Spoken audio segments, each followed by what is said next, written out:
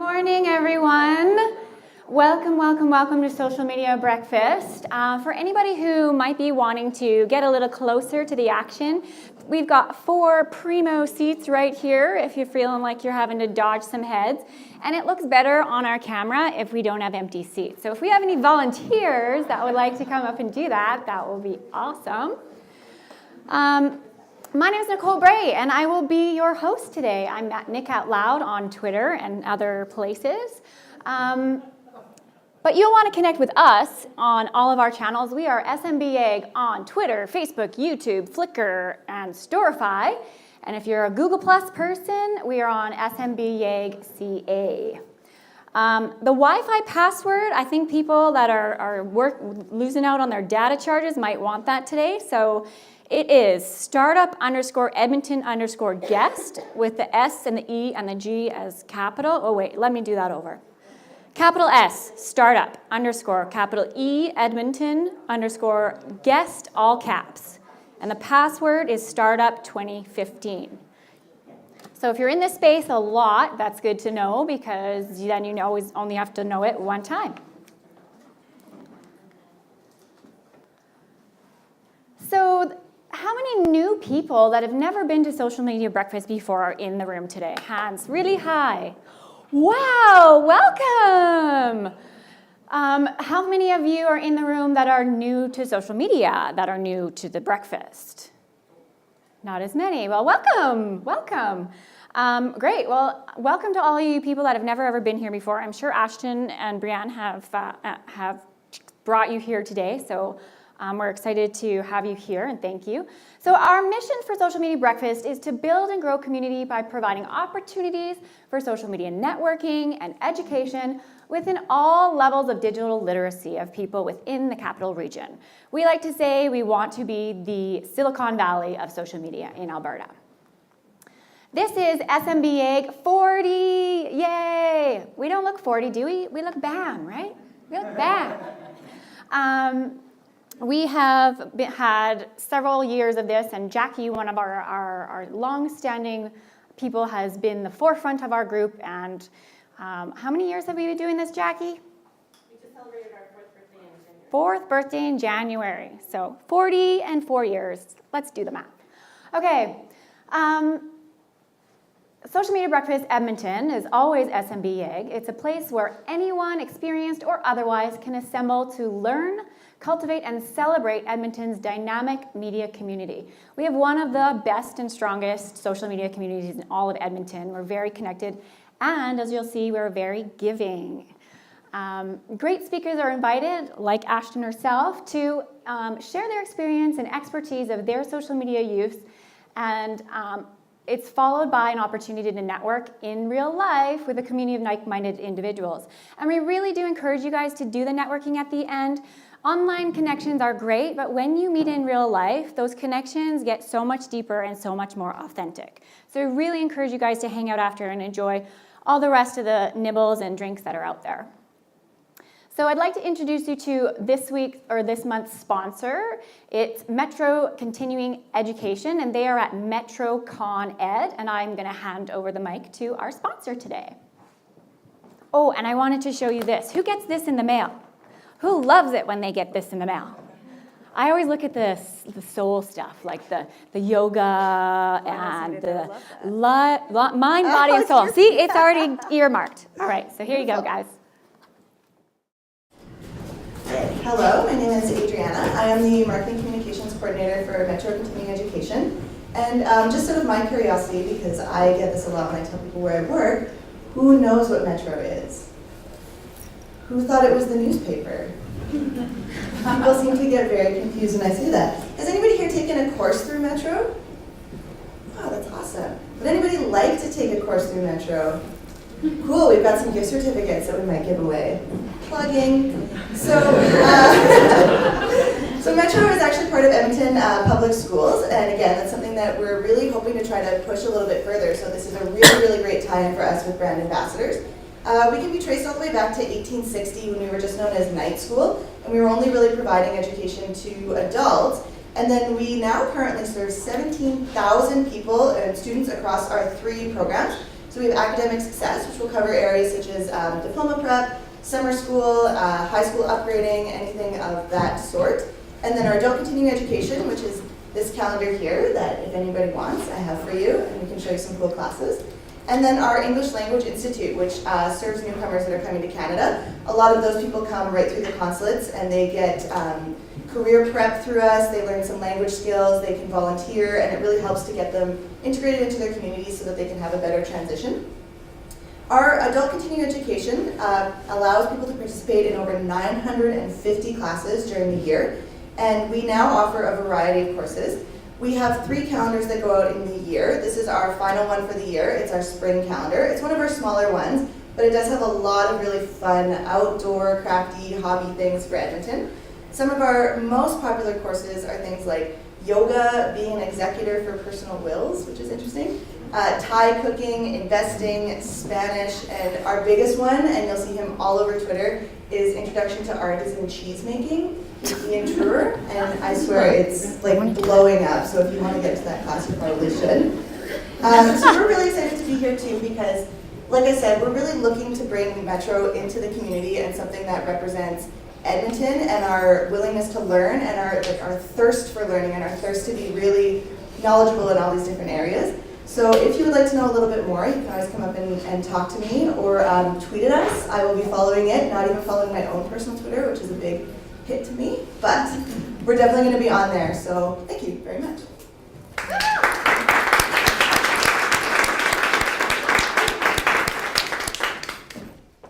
Thank you very much.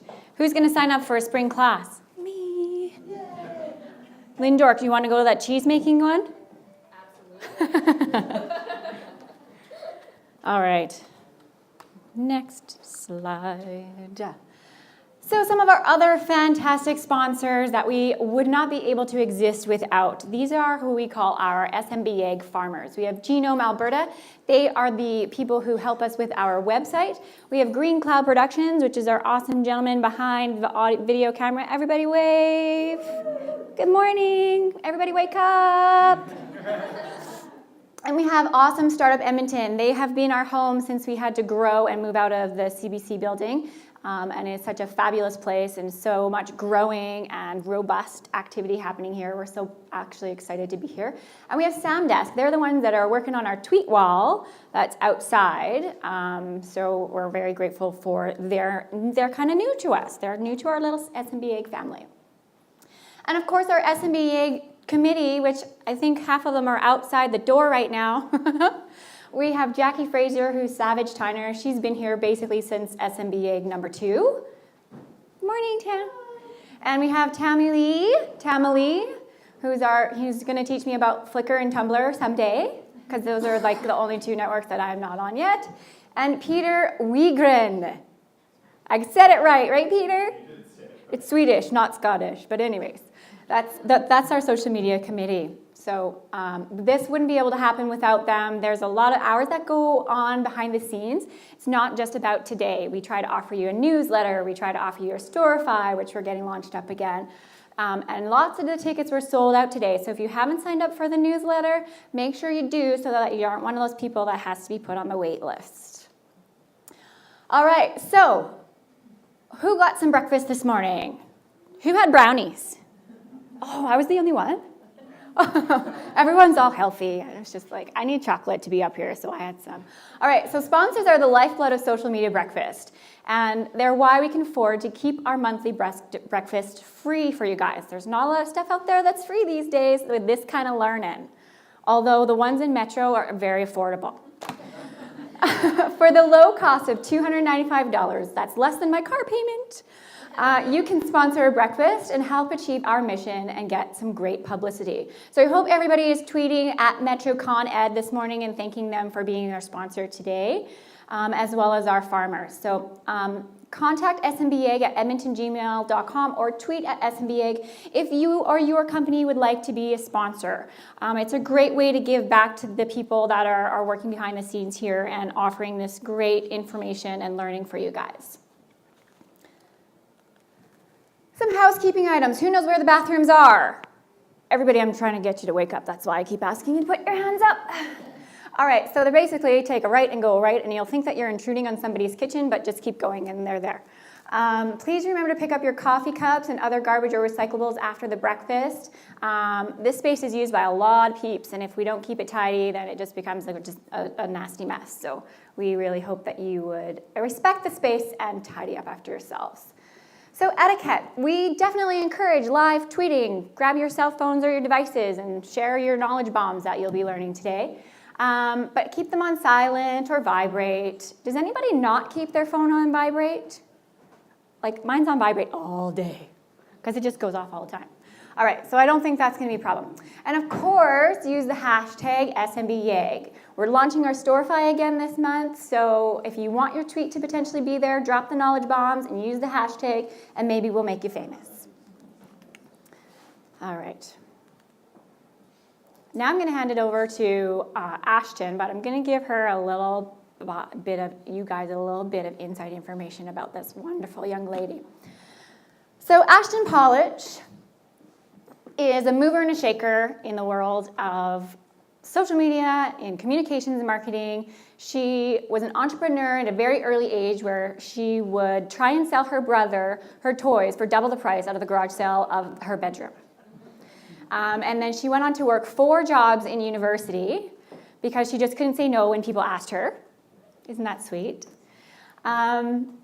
Oh, I have notes. And she did 13 years of kicking it like river dance in competitive Irish dance. So if nobody's listening to her today, she's just going to bust out into Irish dance right here. Okay? And I really would encourage you to follow her on Twitter and check out her vlog, the All That, right? It's really comical, and there's pictures of Westies that pop up every once in a while, and it's a really great kind of good little video movie. Their dream is to be seen by somebody from New York and move to like New York City and just become these super duper awesome radio hosts. It's her best friend from high school, and they're super, super adorable.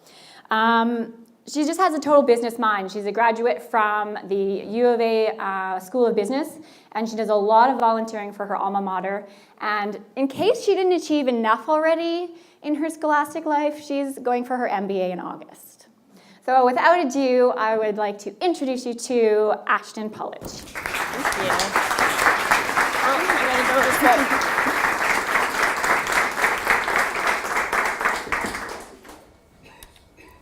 Thank you so much. It is such a pleasure to be here today to speak with you at Social Media Breakfast 40. And hopefully by the end of today, we'll be able to take your brand from bland to BAM through finding, activating, and leveraging your brand ambassadors. My name is Ashton Paulitsch, and I'm trying to work myself out of a job. That may seem really weird because you can see on this slide that I'm a Communications and Marketing Associate at the Alberta Cancer Foundation. It's not that I don't love my job. I love my job, and I'm so proud to work for the foundation, as are my colleagues, many of which who are here today. But all of us want to achieve our vision of a cancer-free future. We don't want to have our jobs in years to come. We don't want our kids or grandkids to know what cancer is. So that's why we share that same resolve and that same urgency to achieve that vision. Every day, 43 Albertans will hear the words, "You have cancer."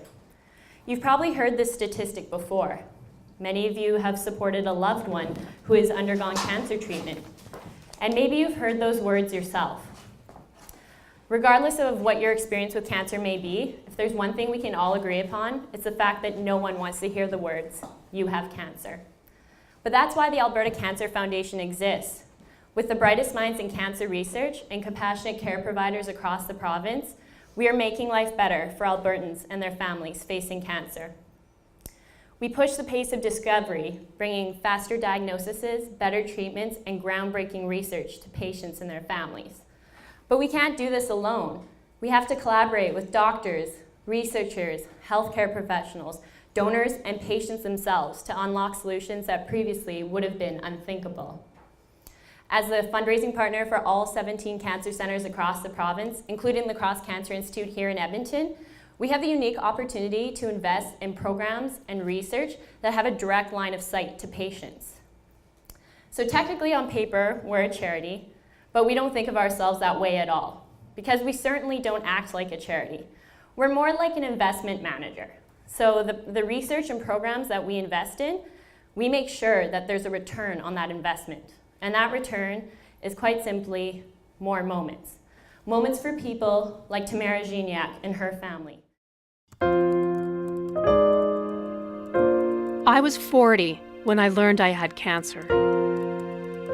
I was told my cancer was terminal. That means I may only have months to live.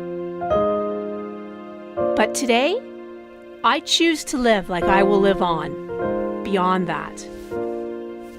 Yet, if I no longer have an uncountable number of days ahead, then I choose to make the most of every tiny moment. The small, the everyday, the moments we all take for granted that I no longer can. It's the day I walk my son to his first day at kindergarten. The sound of my little girl's voice in her Christmas pageant. It is the soft smell of my children's breath as they jump into my arms, skin gentle and sweet after their bath. It is the crunch of snow under my boots, the sunshine on my shoulders, the sand between my toes. It is decorating the Christmas tree and wrapping toys with the hope of another year. It's learning to love fiercely, live honestly, and to never let go. Living with cancer makes every minute, every moment meaningful. That is what I live for. Together, we can give Albertans facing cancer more moments. Go to albertacancer.ca. So that video featuring Tamara Gignac was the center of our More Moments campaign that happened in December. So usually in December we have what we call a year-end appeal. It's something that you do in direct marketing to get donations at the end of the year. So we did this year right before Christmas until December 31st.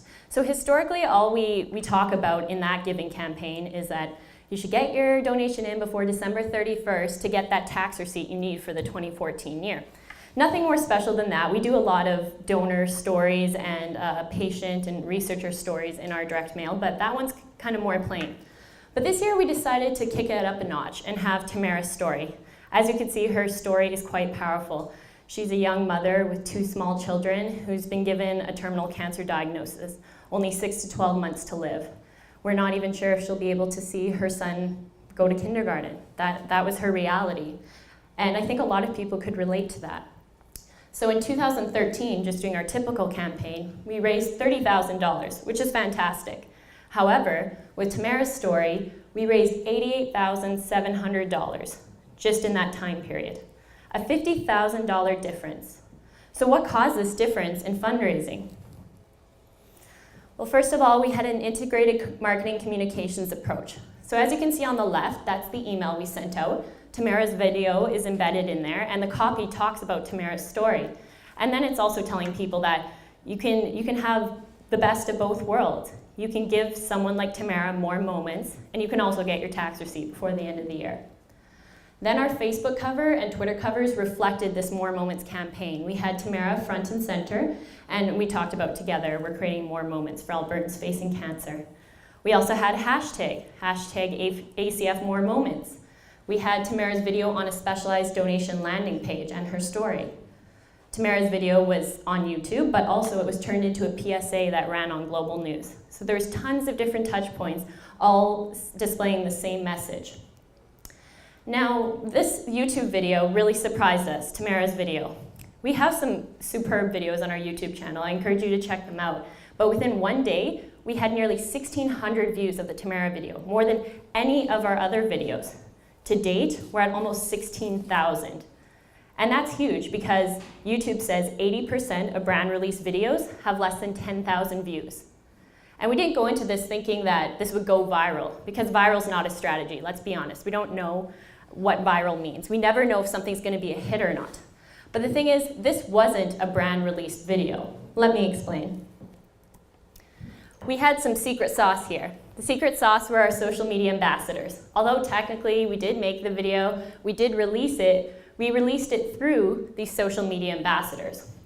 So I contacted more than 80 social media gurus from across the province, asking them to share this video. And our launch date was December 18th. So Tamara, who's the heart of the story, she happens to be a journalist with the Calgary Herald. So she already had a pretty strong online presence. Most journalists do nowadays. And luckily, she also had a huge support system. So even before we did this video, she had some friends raising money for her under the name Team Tamara. And so they had a hashtag and a presence with Team Tamara YYC. So we were so happy that nearly every ambassador we contacted shared the video, and then some. And ambassadors from this campaign have also spun up to support the foundation in other ways, such as through the Calgary Marathon. So Tamara's friends now have formed a team that is raising funds for the Alberta Cancer Foundation, and they're going to run in the Calgary Marathon because they were so touched by that video. And clearly lots of people were, because we had $50,000 more in donations that year. So how did we ask them? Well, it's simple. We just asked them with an email. As you see above, that's actually the original email. Or we contacted them. Sometimes I direct message people. I tweeted to them. I talked to them on Facebook if I knew them personally. So this is the email. As you can see, I have a subject line that says, "Give more moments to Albertans facing cancer." So you might be kind of curious and want to open that. When you do open it, you see Tamara's face, front and center. And then we go right into the first line has to capture their attention. So we say, Tamara's been given a terminal cancer diagnosis with 6 to 12 months to live, and she has 2 young children. Then we talk about the foundation, what the foundation does, and then we ask them what we want them to do. Please share this video. Here's the link. Use the hashtag ACFMoreMoments. Do this on December 18th, and then we tell them how their support is going to make an impact. We say, by you sharing this video, you can encourage Albertans to make an investment that matters today, an investment that will give people like Tamara more moments, especially during this holiday season. And then we thank them. So in fundraising, we're matchmakers. Not like Patty Stanger from Millionaire Matchmaker. That is one of my favorite shows, by the way. And not like Fiddler on the Roof. We're not those kinds of matchmakers. But we are matchmakers in the sense that we connect donors with opportunities that they can make an impact. So it's our job as fundraisers to identify what that opportunity is and how this will help them achieve their hopes, dreams, and goals. Our development ambassadors and our officers as well who work for the foundation, some of them are here today, they are super skilled. They listen to people, they give suggestions, and they empathize with them. Each of them want to make an impact, but we have to identify what that is. For some people, they just want to give because it gives them more fuzzies. Others want to get a tax receipt. Some want to have that recognition. They want to have their name up on a donor wall. Others are trying to honor the memory of a loved one. Some are trying to get involved, to meet new people, maybe learn a new skill. Sometimes they need volunteer hours to fulfill an educational requirement. And when I talk about donors, I mean people not only who give financially, but they give their time and their talents and their passion to a cause that they care about. So our goal is to get these go-getters, these people who come to us and are so excited and say, I want to make a difference. How do I become involved? And they're just radiating positivity. And we talk to them and we try and find out how to get them from being go-getters to being go-givers, meaning they actually take action and they want to stay involved for the long haul. So I should back up a bit because you're all here to learn about brands and brand ambassadors. So let's talk about the B word, and the B word meaning brand. So historically, a brand was simply just a name for a product or a service that came from a specific source. Nothing more than that, historically. Even think back to over a century ago, cattle ranchers, they're branding their cattle to tell them, yeah, that's my cattle, that's mine.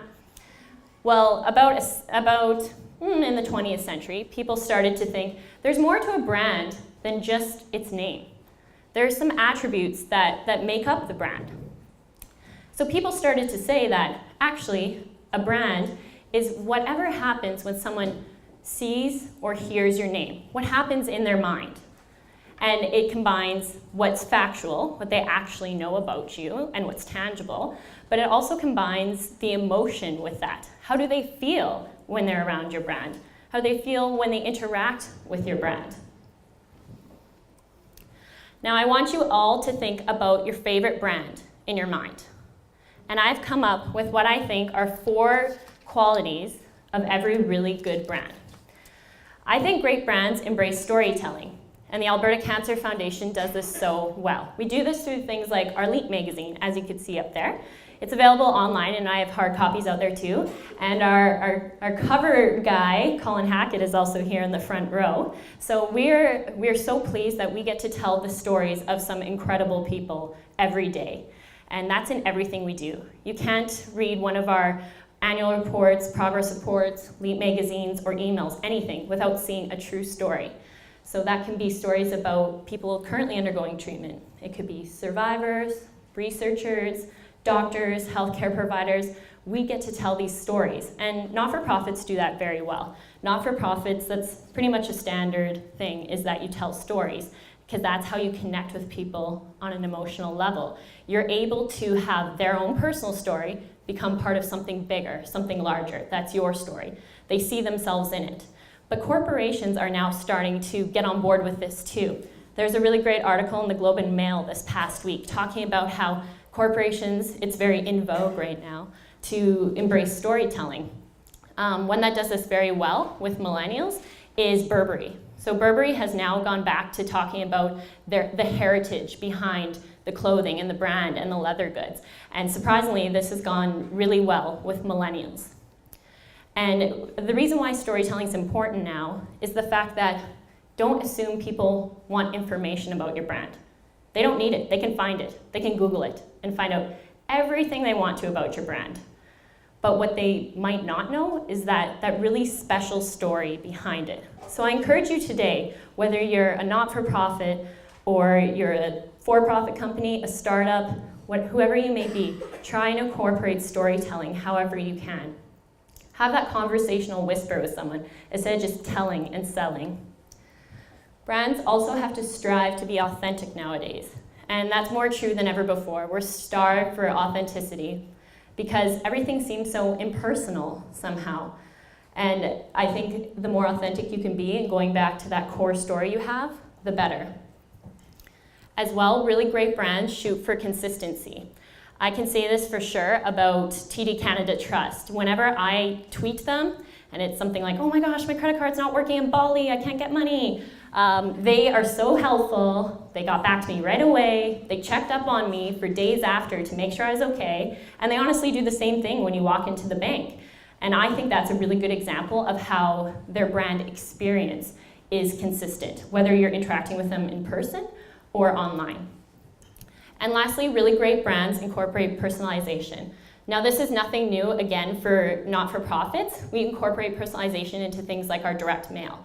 The direct mail will have your name on it. A lot of times within the copy, we're able to make it so specific to say, this is going to impact the city that you live in, and we can put their city right in there.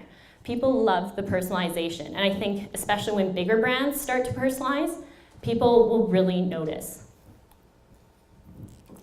So going back to that storytelling, because I think it's so important, our Alberta Cancer Foundation blog is another incredible platform for storytelling. And I just wanted to mention our blog quickly because, like LEAP magazine, it does profile researchers, donors, patients, event organizers, and fundraisers. But at the same time, our blog has taken a big transition. It started with me interviewing these people and writing their stories. And then I thought, how much more powerful would it be if I let them write it? And then they're guests on the blog. Because I want to see what their hopes and dreams are and their emotions that come behind using their own language. So now we have so many guest contributors to the blog, and it's very special, not only because we get to hear their perspective, but at the same time, it's a great stewardship tool for our staff. They get to come to these people who are such amazing ambassadors for the foundation and say, we want to give you some spotlight because you're so special to us. And they feel like $1 million. They share that link out. A lot of times that results in more donations for us. And for some of these people, like the folks on the right, For them, for Dana and Ashley Jansen, this was the first time they were ever really public about their story. It was a very cathartic process for them to write about it, and very emotional. A lot of their family members, after reading the blog, and their friends said, I had no idea how much this affected you. So what is a brand ambassador? Well, a brand ambassador is someone who embodies a brand in a very direct way. And they embody the organizational identity in appearance, demeanor, values, and ethics. So in the case of the foundation, a brand is not just our logo that you see up on the screen. It's much more than that. In fact, in the case of social media, our brand is not just our hashtag or our handle. Our brand is such a valuable asset, and it is if you're a not-for-profit or for-profit, that must be a promise delivered. And for us, that brand experience happens every time we write a letter to a donor, or we interact with a researcher or a patient. And it's something that is only possible because of our brand ambassadors. They really are at the heart of our brand experience. So more specifically, we've focused lately on recruiting brand ambassadors through social media. The reason being that in 2015, the most important communication channels that are expected for not-for-profits are their website and their email marketing. But number 3, as you can see on the chart, is social media, traditional social media. And this hasn't changed for years. Since 2011, those 3 have dominated how not-for-profits communicate. So if social media is that important, what channels are not-for-profits using? Well, they're using Facebook in the #1 spot, Twitter is in 2nd, YouTube is in 3rd, and LinkedIn is in 4th. And I would hazard a guess to say that most for-profit companies, those are the most popular channels used as well, maybe in a bit of a different order, but just showing that most organizations are on these platforms. And for good reasons. I say because a lot of them are good storytelling, especially Facebook with the imagery. And same with YouTube. So how do you find brand ambassadors? This could be the hardest part. First of all, you have to evaluate who's already in your network. In the case of the Alberta Cancer Foundation, we have 200,000 donors across the province. We have 400 events a year across the province. So in those events, there's event organizers, there's donors, there's sponsors, there's participants, there's volunteers.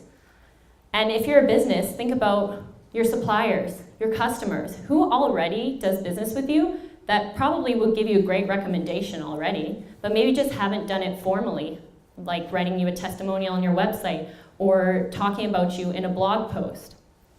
But number 1, and I think this is pretty obvious, you have to start with your employees first, whoever was within the organization. You have to work inside out. They have to be the brand ambassadors first. They're the ones out there interacting on your behalf every day. The second way that you can meet ambassadors, more specifically social media ones, is by networking. And for me, I've been to social media breakfasts in Edmonton, Calgary, and Red Deer because we're a provincial organization, so I needed to meet people from across the province. These events are free, and I've been going to them for over 3 years now, and I've met a lot of our ambassadors through this event. So please keep coming. It is a way to network, and think about it. You meet someone in person, you shake their hand. It's so much easier to then write them an email like I did with that Tamara More Moments video when you have that warm introduction. So please don't forget the importance of networking in person. And lastly, search for the influencers who are already engaged in your subject matter. So I'm not sure what software you use to do your social media programs, but I use Sprout Social. And Sprout Social has a really good search function where you can search for hashtags and also for keywords. And then once I do that, I see all the people talking about that. And then maybe that's how I will target them.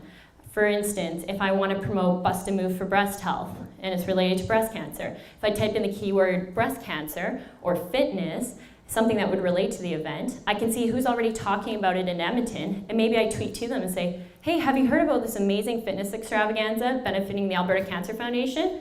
Add the link, join us, bring your tutu.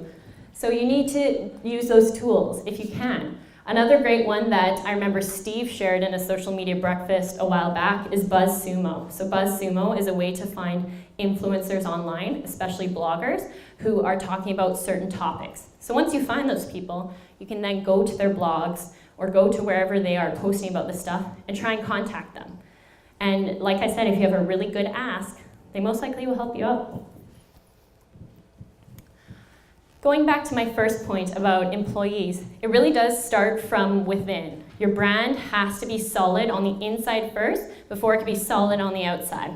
So I'd say if you want more social media ambassadors, you should encourage your employees to get involved in the success of your social media program.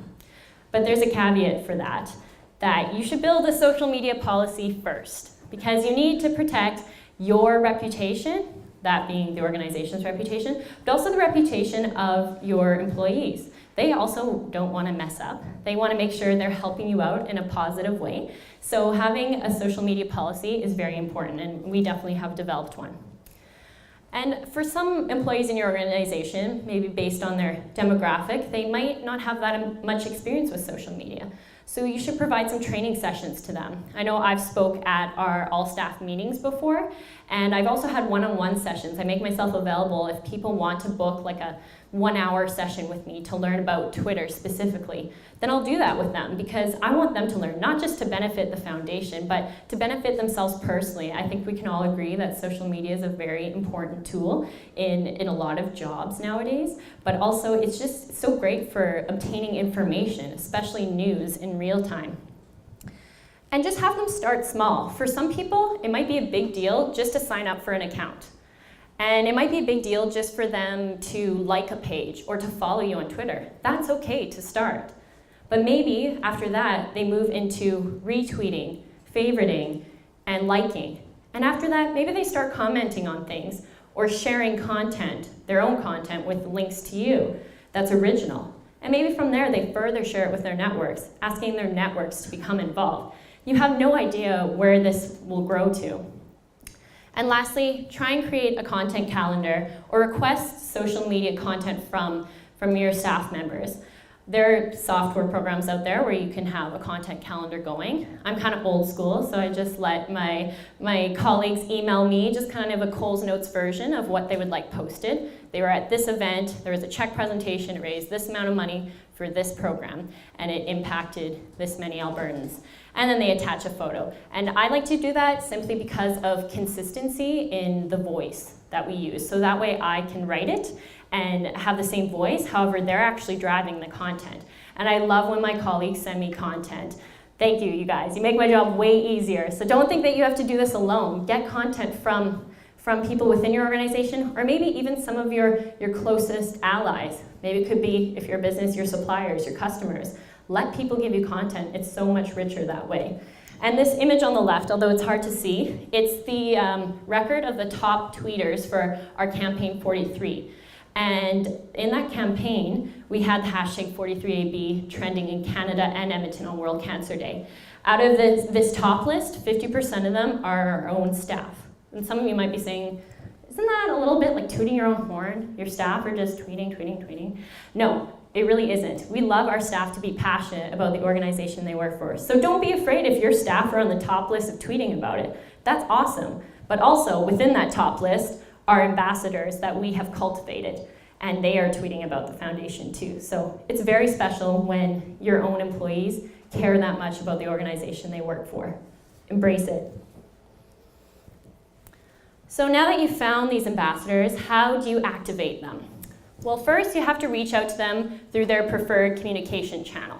That seems kind of obvious, but you wouldn't approach a social media guru by sending them snail mail or a smoke signal or phoning them necessarily, because that's probably not how they want to interact. If they're on social media all day, it's going to be faster and easier to just tweet them or message them. So think about how they would want to receive the message. That's communications 101, really. Then you got to introduce yourself, especially if you don't know them at all, and this is almost like a cold call. Introduce who you are and what organization you're from, and make it compelling. But like I said before, if you've networked and if you have a shared contact, let that person introduce you. That's definitely happened with our social media ambassadors. They have introduced me to more and more ambassadors saying, I have this great friend that I know through Yelp, through social media breakfast, and then that's how it grows. You have to grab their attention within the first sentence. So like I told you with how we contacted people for the More Moments video with Tamara, you have to have something compelling that would make them read further. For us, it was talking about how scary this diagnosis was for Tamara and what this means for her family, and how especially during the holidays, every little moment means so much to them. You also have to give a clear ask. So know what you're going to ask them and make it very, very specific. I want you to tweet out this video at this time for only one day. Here's the link, and here's even our key messages and copy. Sometimes you have to make it that specific and make it easy for them. These are very busy people, and they will also want to do right by you. They want to make sure that they're sharing the most accurate message. So make it easy for them if you can. Also, demonstrate how their participation will have impact.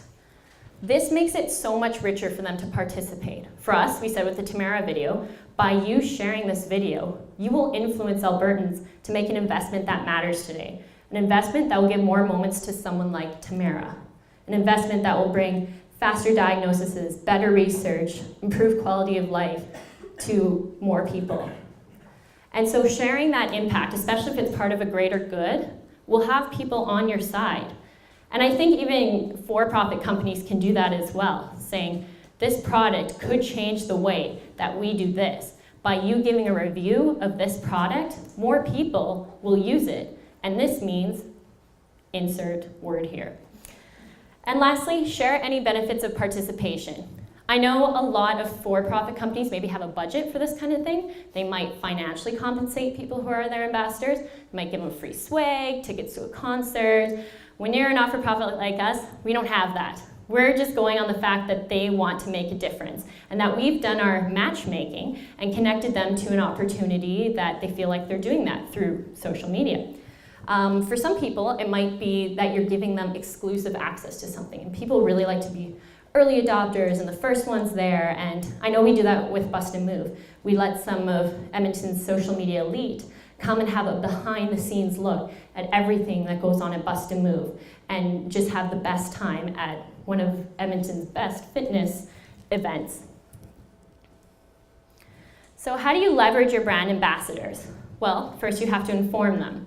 And that's what I kind of talked about on the last slide, giving them all the information. I know for our Bust and Move social media ambassadors, I give them an 11-page document on everything they need to know. Yes, that sounds daunting, but really, I put lots of statistics in there about breast cancer. I talk about the foundation and some incredible investments we've made. I also give them the schedule for the event, who all the sponsors are and their handles. I give them the fitness instructors and their handles. So you have to give them all the information up front. Whether or not they use it is one thing. They don't have to use all of it. We don't expect them to. But I know that people rather be more informed than less informed. Because again, these people are so tied to you, they want to do it correctly. Secondly, you have to empower them, especially if you're asking people to do this for free, like a not-for-profit would. You can't just ask them and tell them what to do. Here, tweet this out, this exact thing. No, let them put their own flair on it. Let them speak in their own words, but also ask for their ideas. If they're here and donating their time for a few hours, why not let them brainstorm new ideas of how to make your social media program great? You have their ear, and they really want to help. But instead of just asking for their ideas, if you have the power to do so, why not let them implement it? Especially if this is a volunteer gig. They want to take ownership of it. They want to lead it. A lot of times you can also give them formal titles. I know we've had social media chairs before on some of our event committees. So that's a way of keeping them engaged and empowered because they now are taking ownership of that role. We call our social media ambassadors for Bust and Move Bambassadors because they're special and they're with Bust and Move. So I think they like having that title and saying that they're part of the event in this other way. And lastly, you have to steward them. So stewardship is a big, important word in fundraising and philanthropy. Some of you may not know exactly all what encompasses stewardship, but in short, stewardship goes beyond just saying thank you to someone. It recognizes them as a partner in achieving your organization's goals and shows them the impact that their involvement made, how their involvement made a difference. So the foundation obviously does this a lot. Anytime we receive a gift, whether it's from time, talent, or money from a donor, we thank them and we say, because of you, we were able to raise $435,000 at the Alberta Cancer Foundation's Bus to Move, and that money will be invested in life-saving clinical trials research at the Cross Cancer Institute. This will impact this many women in Alberta and give them more moments with their family members and their friends. And if you do all three of these correctly, that relationship will continue, especially the stewardship part. That's probably the most important. Because if they feel so happy, they're on cloud 9 from making a difference or from helping you out, then next time you can go back to informing them, and they can go back to being empowered, and then you can steward them again, and it will keep going. Okay, so here's the Bus to Move ambassadors. You might recognize some of the faces on this screen. There's some of Edmonton's movers and shakers in the social media community. So Bus to Move, since 2012, has recruited Edmonton and Alberta's social media elite, for that matter, to become volunteer social media ambassadors. So they are the people that basically create the story through their own eyes of what's happening at the event.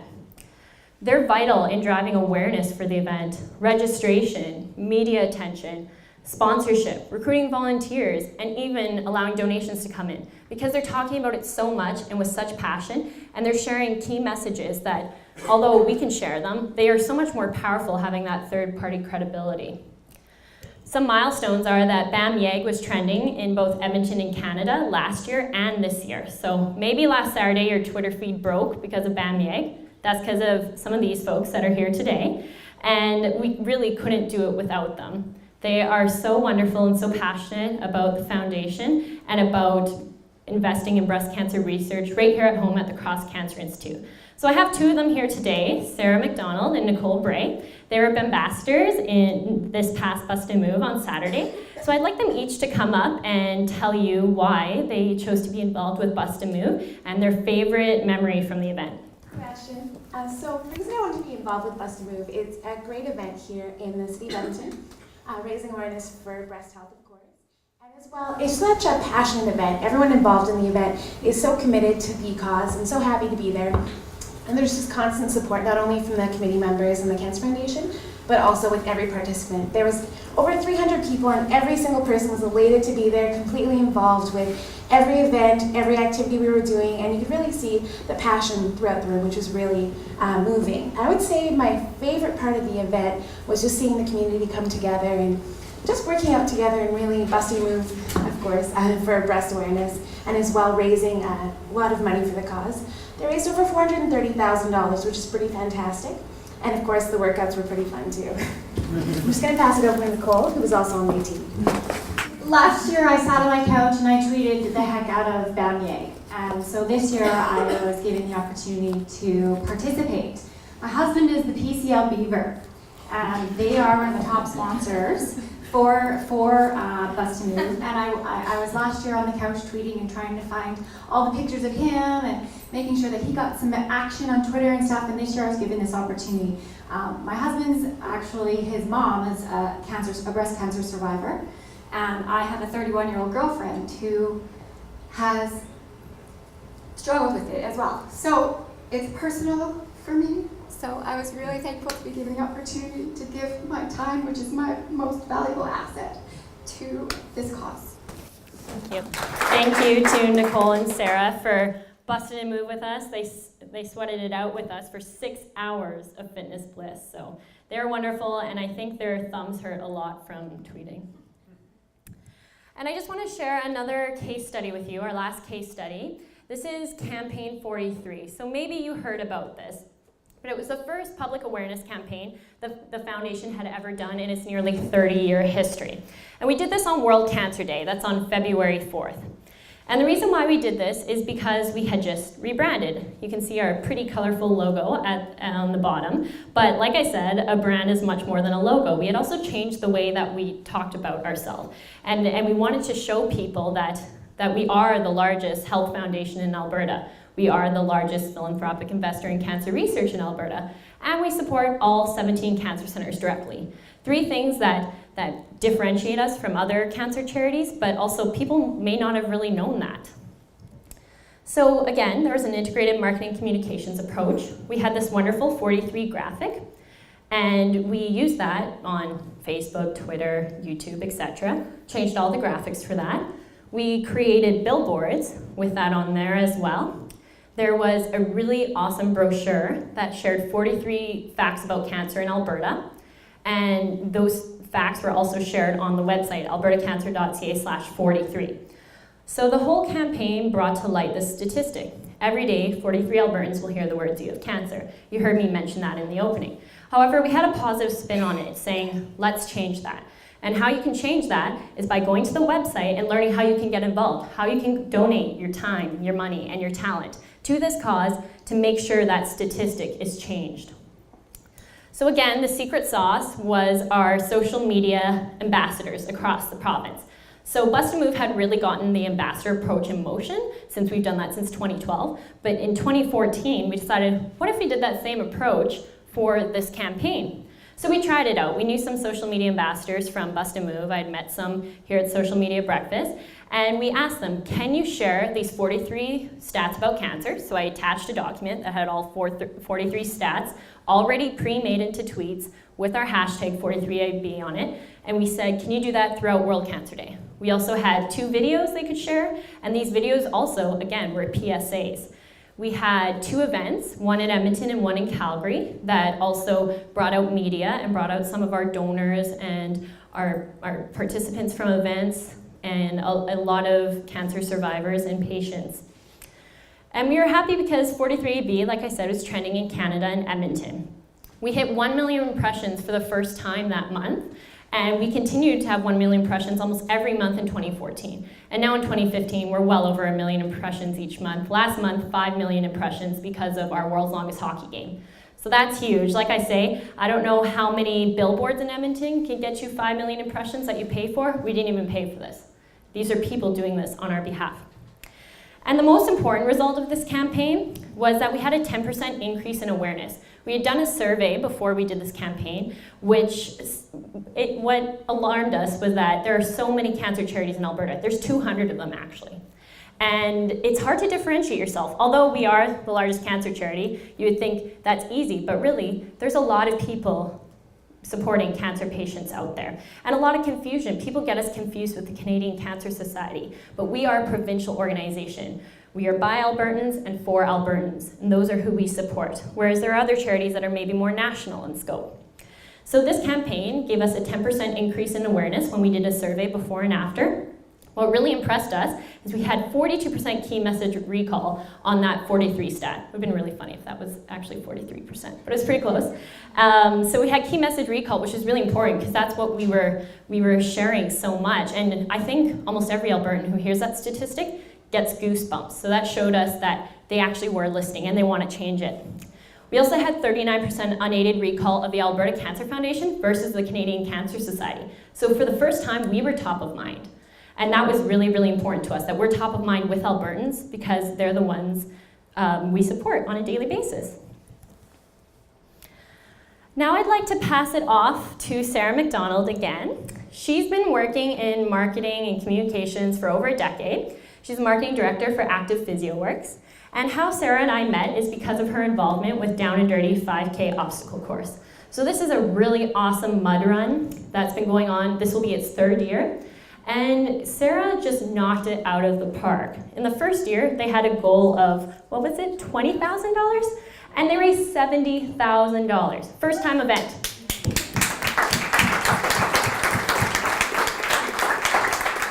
That's pretty incredible, because if you think about it, when you go into a first-time event, you don't really know how it's going to pick up in the market. So having a goal of $20,000 was awesome. We were happy with that. But then she totally knocked it out of the park, and how she did it was through social media. And I'm watching this on Twitter, and I'm thinking, holy smokes, this girl's awesome. I want to meet her. So we met, and she told me some really great tips and tricks. Again, I engaged her as an ambassador. And then Sarah went on to help us share that Campaign 43 that I just showed you, as well as the More Moments campaign. And then she became an ambassador on top of it all. So she really is a true volunteer and ambassador and supporter of the Alberta Cancer Foundation. So I'd like for her to share about how she got involved and what her secret sauce is. So at the young age of 26, my dad was diagnosed with AML leukemia. He was told that he would have maybe 3 months to live, but luckily, due to the support of the family and the Cross Cancer Institute, he managed to survive another 2 years. So at the age of 28, I was only 5 at the time, he passed away from the disease. As well, all 4 of my grandparents have all been diagnosed with cancer. 2 of them have lost their battles, unfortunately. So it's definitely a close cause to my heart.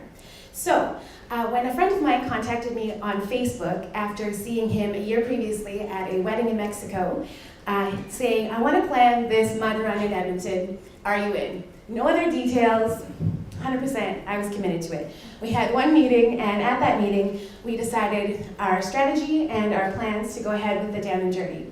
So from that, one of the initial things that we planned to do was social media. So of course, we wanted to first involve the community as much as possible, because one standby true thing that's always lasted, and it works so well in radio where my background comes from, is street level marketing. So getting out and just meeting the community and being at everything possible. So we would be at trade shows, we would go to karaoke bars, and between songs, we would be talking to people about the Down and Dirty. We would go to every event possible just to get word out. And as well, at the same time, I was doing the same thing with social media. So as soon as we launched the plans for the race, the second thing we did was start a Twitter and a Facebook account. And so what I would do with the Twitter account itself is go through and first look at everyone that was following the Alberta Cancer Foundation and really committed, and would respond with them and interact with them quite a bit. And then as well, I would search for common hashtags. So YEG fundraiser, YEG mud run, because of course mud runs were quite popular at the time and still are. So that worked out really well for us. So one of the most important things for me with social media is interactions. Anyone can post a post, link to a blog, post a video, but what's key, in my opinion, is interacting with your community and building a community that people want to interact with. So one of the most important things for us was not only organic posting, but responding to someone as immediate as possible.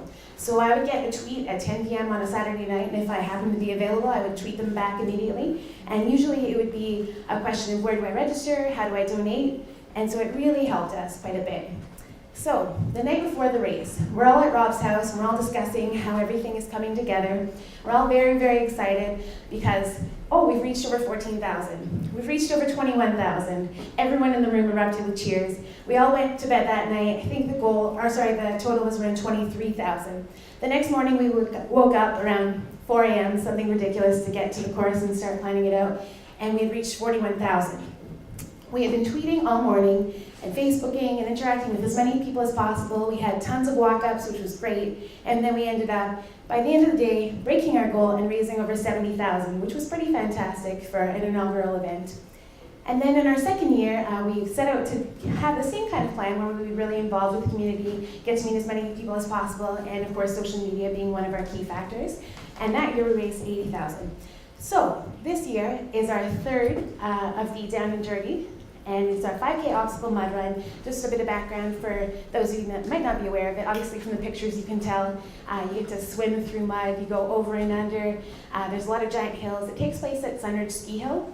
So luckily last year it rained the night before, so we had the muddiest course ever. Trying to just set up part of the pylons would be ridiculous because it's a straight incline from the mud. And then of course trying to have people run down that, it just became a virtual slip and slide, which worked out really well because the race actually ends with a giant slip and slide that's about 80 feet long. It's pretty great. So anyways, so far to date we've raised $150,000. This year we're hoping to raise another $100,000, bringing our 3-year total to $250,000 for the Alberta Cancer Foundation. The Down and Dirty 5K obstacle course takes place on August 15th, which is a Saturday this year, which is quite exciting for us, at Sunridge Ski Hill. It's going to be a great event, and in fact we also have a beer garden if that interests any of you. So one of the most important things for us, for sure, just to recap, is social media. So one of the things that I find key to being a brand ambassador is, there's two things, the 2 Ps. So you have to be passionate and positive. So you have to be passionate about the brand that you believe in. So anyone can send out a tweet saying, hey, go here, donate money. But if you truly believe in the cause and you truly believe in what you're pitching, then people will believe it too. So as a brand ambassador, you can certainly share something, you can post something at any time, but if you have the passion behind it and you really want to get involved and help out whenever possible, people can see that and they want to be passionate about the cause too. And the second thing is positivity. So you're on social media, obviously, and you want to make sure that you carry yourself in the best way possible. Some people don't realize that on social media, you are a brand yourself. So you have to ensure that you try and be as positive as possible. Obviously, if there's something that needs to be dealt with, go about it in the best way possible, but you definitely need to make sure that you have a positive tone as much as possible, because then people will really want to interact with you, they'll really want to support your cause, and they'll want to be involved. So just to wrap up, we're a community, whether it be part of the physical community of Edmonton, the social media community, or philanthropic community, and therefore we should look out for one another. Lending a hand, whether it be physical, fiscal, or the gift of time, is one of the best things that we can do. I support the ACF personally because I believe in what they do, and I'm happy to give back whenever possible. Whether it be sharing a video, or tweeting about the cause, or just directing people to one of their great events, not just the Down and Dirty, but they have so many great events in Edmonton and the Alberta area. It's really great for us. So if you're interested in helping out with the Down and Dirty 5K obstacle course, please let me know after the presentation. Or if you'd like to volunteer for another great ACF event, just let Ashton know. Thank you very much, Sarah. Like I said, Sarah has been such a wonderful ambassador for the foundation, as have many ambassadors that are here today, including Nicole and Colin. So thank you all, because we couldn't do this without you.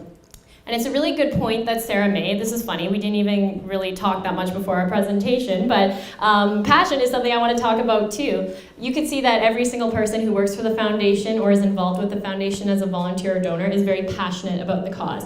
And I very much believe in the positivity aspect that Sarah's saying too. Cancer can be so negative, but the foundation, it is always our goal to speak about the foundation and about the cancer experience in a positive way. Although not everyone will have the outcome that they desire, almost every person you talk to, whether they will survive cancer or may not, wants the same thing. They want cancer to not exist in the future.